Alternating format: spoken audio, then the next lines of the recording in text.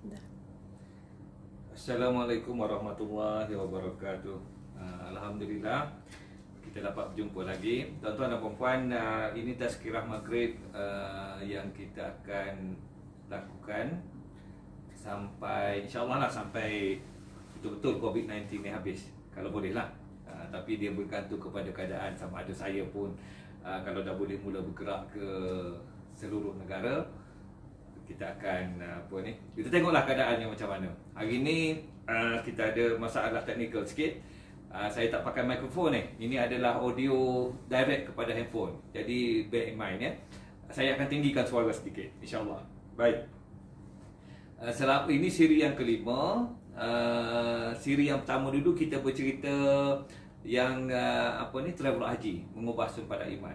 Kita mulakan dengan yang itu, kemudian saya bercakap tentang nombor-nombor dalam yang disebut dalam Al-Quran dan disebut dalam hadis.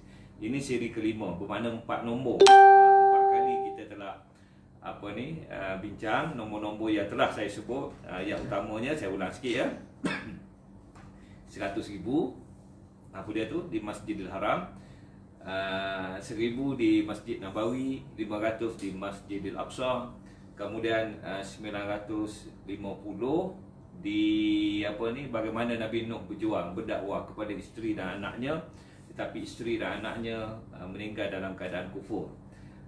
Kemudian semalam kita bercakap tentang 100 ya. 100 ni markah penuh bagi keperasaan. Maksimum yang boleh kita dapat kalau kita masuk keperasaan dalam keadaan biasa ya, 100. Tetapi dalam konteks Islam dia berbeza. Dia bukan bermula dengan 100, dia bermula dengan 1, iaitu satu kebaikan dapat 1. Tetapi dia diganda-gandakan. Yang saya ceritakan semalam bagaimana daripada kebaikan ini ibarat dia satu tangkai, daripada satu tangkai ni dia jadi 100 tangkai. Setiap tangkai itu jadi sampai 700 tangkai, dia berganda. Kemudian yang kita sebut nombor-nombor yang lain itu menunjukkan sifat Allah, iaitu Maha Pengasih dan Maha Penyayang. Hari ini kita terus nombor yang saya nak sebut, sebab hari ini adalah hari yang terakhir saya bercakap tentang nombor-nombor ini. Lepas besok kita mulakan buku baru pula. Yang kita nombor-nombor ini ada terkandung dalam buku Kita Tidak Berdosa. Dan nombor-nombor yang saya sebut dalam ini banyak juga. Nanti kita tengok sekejap ya. Sekejap. Muka surat 54 saya bermula dengan nombor kosong. Kemudian ada infinity. Infinity ni maksudnya kalau kita dah masuk syurga, kita akan hidup kekal selama-lamanya. Itu infinity. Kemudian kita bincang pasal setengah. Apa dia? Kalau kita sebut setengah ni, yang saya rujuk dalam buku ini, amalan puasa Nabi Daud. Inilah puasa yang amat dicintai, amalan puasa sunat yang dicintai oleh Allah Subhanahu Wa Taala, iaitu amalan puasa Nabi Daud. Apa dia? Hari ni puasa, besok tak puasa, lusa puasa balik. Setengah daripada kehidupan kita secara keseluruhannya kita berpuasa. Bayangkanlah, kemungkinan kita meninggal dalam keadaan kita berpuasa 25%. 25%. Ini semua bergantung kepada nombor ya. Kita hujahkan berdasarkan nombor matematik. Kenapa 25%? Walaupun kita kata kita setengah satu hari puasa, satu hari tak puasa. Sebab apa? Malam kita tak puasa. Jadi kehidupan kita ini setengah yang kita puasa itu merupakan 25% daripada seluruh kehidupan kita. Baik, kemudian kita sebut satu, cerita pasal satu. Satu ni kita tak boleh dah syirik, menduakan Allah. Kita Islam, kita mengaku kita Islam, tapi banyak kalinya kita menduakan Allah. Kita tak yakin pada Allah. Kita katakan sesuatu sebab itu berlaku kerana benda lain, kerana aku hebat lah, kerana apa ke. Itu semua benda-benda yang merosakkan kita lah, sedar ataupun tak sedar. Jadi satu ini disebut ya, qul huwallahu ahad, Allahus samad, lam yalid wa lam yulad wa lam yakul lahu kufuwan ahad. Jadi perkara yang paling asas yang kita bincang dalam buku ini, mereka yang syirik dan menduakan Allah, dia tak minta ampun sebelum dia meninggal, dia akan masuk dalam neraka kekal selama-lamanya. Itu yang penting satu tadi, tuan-tuan dan puan-puan. Jadi kalau satu tadi yang percaya pada Allah ni, satu ni berapa aja? 20% je. 20 ya. 20 21% lebih kurang mengikut statistik tahun 2010. Kenapa? 79% daripada penduduk dunia syirik dan menduakan Allah. Hanya 21% saja yang percaya pada Allah, yang percaya Nabi Muhammad itu pesuruhnya. Bermakna 21% ni lah kalau mati hari ni yang akan masuk syurga. Akhirnya kalau dia ada sebesar zarah kebaikan, dia akan masuk syurga. Siapa tu? Mudah-mudahan kita lah tu. Tetapi dalam 21% tadi yang percaya, satu tadi yang percaya Allah itu, yang Tuhan yang kita sembah, ada orang dia tu semayang 5 waktu di rumah Allah. Dia tak kali pergi semayang, dia memang jaga betul yang itu. Tapi ada orang tu dia semayang berjemaah di rumah. Orang lelaki ni macam berjemaah dengan isteri dan anaknya. Siapa ajar tu? Yang sebenarnya Rasulullah tak pernah tinggal solat berjemaah di rumah Allah ni, di masjid lah, kalau kita ni di surah pun boleh, di musala pun boleh. Dalam 20% tadi ada yang solat bersendirian di rumah. Ada yang 20% ini dia percaya pada Allah, dia percaya Nabi Muhammad itu pesuruhnya, tapi dia tak semayang. Mana jenis orang nakal begitu. Dia tahu tapi dia nakal. Itu pun ramai tuan-tuan dan puan-puan yang macam tu. Dan masa kita muda dulu, kalau kita bayangkan, Allahu Akbar. Sebab tu bila kita teringat zaman muda kita tak nak ulang balik perkara tersebut. Tapi kita ada orang ni sampai ke tua dia punya macam tu. Semayang tak jaga, Allahu Akbar. Dan kita rasa kita jangan marah-marah pula.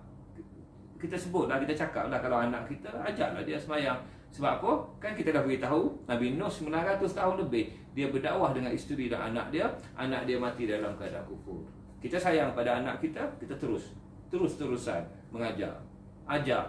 Jadi ada tahap-tahapnya menjadi sangat sukar. Apa lagi yang saya sebut dalam buku ini? Sebab hari ini hari terakhir, saya nak ulas secara keseluruhan sebelum kita pergi yang utama yang kita nak sebut.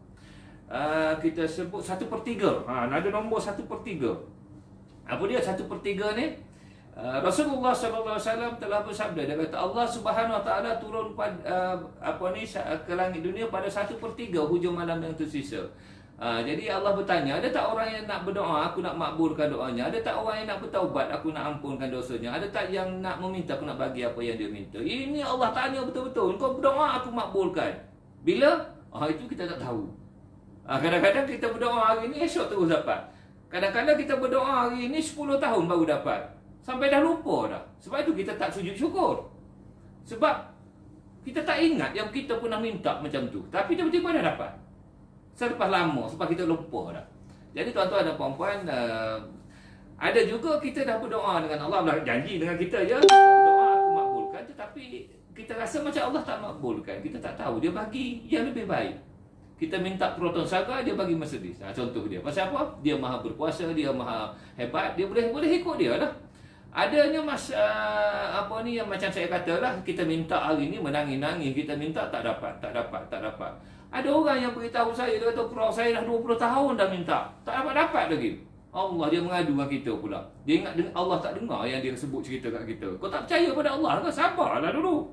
Allah ni raja, kita hamba, ikut dia lah bila dia nak bagi. Dan dia pun kata pada kita, dia kata apa? Dia kata kalau dah dia tak bagi apa yang kita minta di dunia ni, dia bagi ke dia. Bila?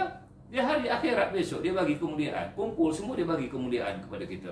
Maksudnya, timbul lagi satu perkataan baru yang kita kena faham. Apa dia? Redha. Jadi tuan-tuan dan puan-puan, 1/3 hujung malam yang tersisa ni, nombor 1/3 yang kami ulas dalam buku ini, yang sebenarnya Allahu Akbar, Allah kata apa ya, bangun malam ni dia rahsiakan apa dia ganjaran yang dia akan bagi. Ini satu, kita apabila di hari penghakiman besok dah masa itulah dia umumkan apa yang kita dapat. Kalau yang Allah rahsiakan, tentulah benda ni memang masya-Allah subhanallah, satu benda yang besar lah. Apa lagi yang kita sebut ya? 2. Nombor 2 pun ada bincang dalam ni. Apa maksud nombor 2? Tuan-tuan, sekarang ni saya ada kawan ramai, dekat 100,000 dalam Facebook. Friends. Rapat ke tak rapat itu soal lain. Tapi dia orang nak jadi friend saya pun okey. Saya nak mereka ini jadi friend saya. Tetapi friends yang rapat, yang betul-betul di alam real ni, dulu saya ramai kawan. Pasal apa? Saya pengarah kampus. Ramai lah orang nak berkawan dengan saya. Saya pernah jadi pegawai khas kepada Vice Chancellor. Ramai orang nak berkawan, semua kenal saya. Sebab apa? Rapat dengan visi. Dan tetapi bila saya dah berhenti bersara daripada UiTM, makin lama makin tak ada. Sebab ada orang berkawan, dia berkawan ni kerana jawatan. Ada orang tu dia berkawan kerana apa ya? Kerana entahlah macam-macam sebab dia berkawan. Tetapi akhirnya kawan yang sebenarnya makin lama makin berkurang. Berkawan kerana Allah, dia sangat kurang. Kita tak naklah kita berkawan ni duk asyik popek duk mengumpat orang. Kita pun tak nak dah macam tu kan. Malah lah kalau jumpa dia ni asyik duduk cerita. Tapi kita tak larilah. Contohnya macam tu. Tapi kita berdoa supaya kawan kita ini dah berhenti buat benda-benda macam itu. Ada kawan kita ni, kalau orang perempuan, saya cerita betul-betul ni. Ada kawan ni, orang perempuan ni, bila mula-mula dia sama raga. Tiba-tiba yang sawah ni bertukar. Tutup aurat dengan sempurna. Pakai tudung, pakai apa semua ni. Ada orang tak nak berkawan. Kenapa tak nak berkawan? Dia kekok nak berjalan. Dia tidak menutup aurat. Yang ni menutup aurat. Dia kekok. Ada juga macam tu. Macam Roza. Tambahlah lagi. Siapa nak berjalan dengan dia? Dia pakai nikab kan. Dia macam ninja orang kata. Jadi benda-benda macam gitu menyebabkan, sebenarnya akan menyebabkan berpisah tau. Tetapi tuan-tuan, bukan kita pisahkan. Ya sebenarnya Allah pisahkan. Ada orang ni Allah pisahkan kita secara tidak langsung lah. Kita makin jauh. Ada tu yang kita makin dekat. Ini semua kita, kalau kita amati kan, kita melihat kebesaran Allah SWT. Baik, tapi yang kita sebut dua ni apa? Itulah kawan sejati kita. Siapa kawan sejati kita? Dua orang ni? Bukan dua orang lah, dua.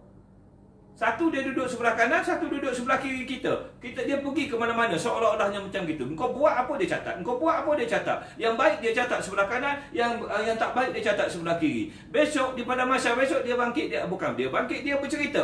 Dia dah menjadi saksi kita, kawan sahabat kita. Dia tak pandai bohong, tak pandai menipu, tak pandai mengampu, tak pandai apa. Apa yang kita buat tu, itulah yang dia ceritakan. Siapa tu?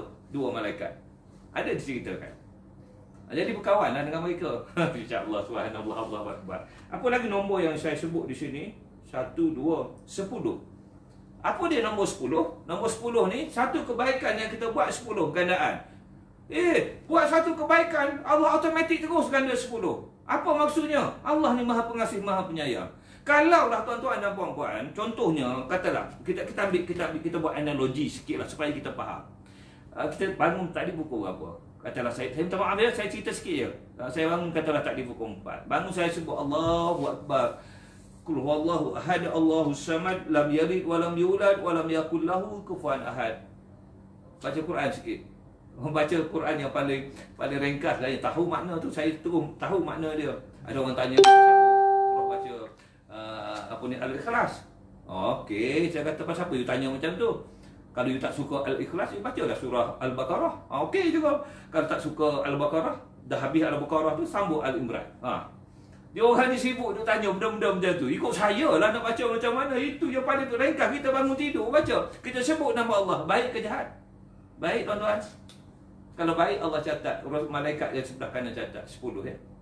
Tuan-tuan 10. Lepas tu kita bangun. Kejut bini terus kan. Bangun. Empat dah. Bangun. Dia pun bangun. Baik ke jahat kejut bini? Baik. 2 kebaikan. 20. Tuan-tuan dan perempuan terus pergi mandi.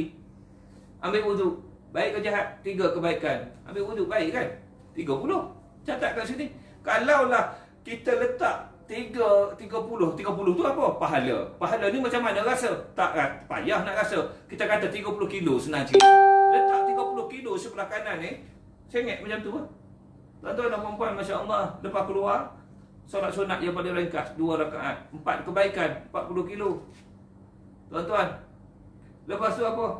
Solat, tak usah kira lah berapa kita solat tu. Katalah 5, kita buat semua 5, 50 kilo. Baca Quran 6 kebaikan, 60 kilo. Berat letak belah sini. Lepas tu apa? Pergi semayang sunat 2 rakaat. Masuk masjid tu kan, dah azan, solat sunat 2 rakaat, 7 kebaikan, 70 kilo. Lepas tu solat berjemaah subuh 8 kebaikan, 80 kilo. Lepas tu jadi imam 9 kebaikan, 90 kilo. Lepas tu pusing, bagi tazkirah sikit, 10 kebaikan, 100 kilo kebaikan. Kalau 100 kilo saya bangun, nampak tak nampak saya tak tahu. Jadi sengit lagu tu.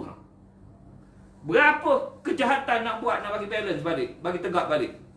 Kena buat 100 kejahatan. Hari ni lah kena buat 100 kejahatan. Barulah balance balik. Sebab siapa yang buat jahat, satu dibalas satu. Letak sebelah sini satu, 100 kejahatan. Kita buat tadi 10 kebaikan jadi 100. Allah, apa tu? Itulah dia Allah Maha Pengasih, Maha Penyayang. Maknanya, siapa yang masuk neraka besok, memang dia jahat sungguh. Tuan-tuan. Sebab itu tuan-tuan, 10 ni asas dia. Ada yang Allah bagi 100,000, ada yang Allah bagi 1,000, ada yang Allah bagi 500, ada yang Allah bagi 83 tahun. Apa dia tu? Lailatul Qadar. Itu gandaan dia. Baik, apa lagi yang kita sebut di sini? 27. 27 ni semua orang tahulah, tak payah bincang lah ya. Siapa solat berjemaah 27 kali. Kan? Jadi, lagi apa? 50. Apa dia 50? Ini umur, saya ceritakan tentang umur, tentang sempadan, Allahu Akbar, dan perbandingan. Masa ni saya umur 50 tahun. Tapi adalah yang diceritakan secara detailnya. Okey, dan ada 2-3 perkara lagi. Tetapi hari ni yang saya nak cerita yang pertama dalam bab ini, nilai kosong. Apa yang nilai kosong? Saya baca ya satu yang Allah sebut. Masya Allah, subhanallah. Dalam surah An-Nisa ya, ayat 4. Surah An-Nisa ayat 120. Tuan-tuan dengar betul-betul kan? Nanti semak lah kata saya. Kadang-kadang kan sebab saya tak cek, tak semak, lepas diterbitkan dah tak semak dia punya ni, takut-takut apa ni dia masa dia apa ni manuskrip tu tersilap ayat Quran. Insya-Allah sambil ni kita semak ya. Dalam surah An-Nisa ayat 120, terjemahannya apa dia? Syaitan sentiasa menjanjikan mereka dengan janji-janji indah serta memperdayakan mereka dengan angan-angan kosong. Dan apa yang dijanjikan oleh syaitan itu tidak lain hanyalah tipu daya semata-mata. Dia bagi satu kita berangan-angan. Berangan lah kita. Angan-angan tu angan-angan kosong je. Itu satu. Lagi apa lagi? Banyak dalam ni. Tetapi yang saya nak petik sikit-sikitnya ialah Allahu Akbar. Ada satu ayat tu yang menjadi asas kita. Dia kata apa?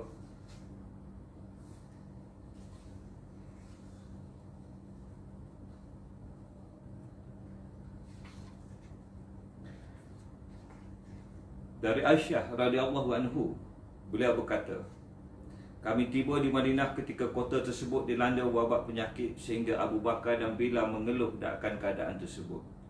Ketika Rasulullah SAW menyaksikan keluhan para sahabatnya, lalu baginda berdoa, Ya Allah, jadikanlah kami sebagai pencipta manusia sebagaimana Engkau membuat kami mencintai Mekah, bahkan lebih besar lagi.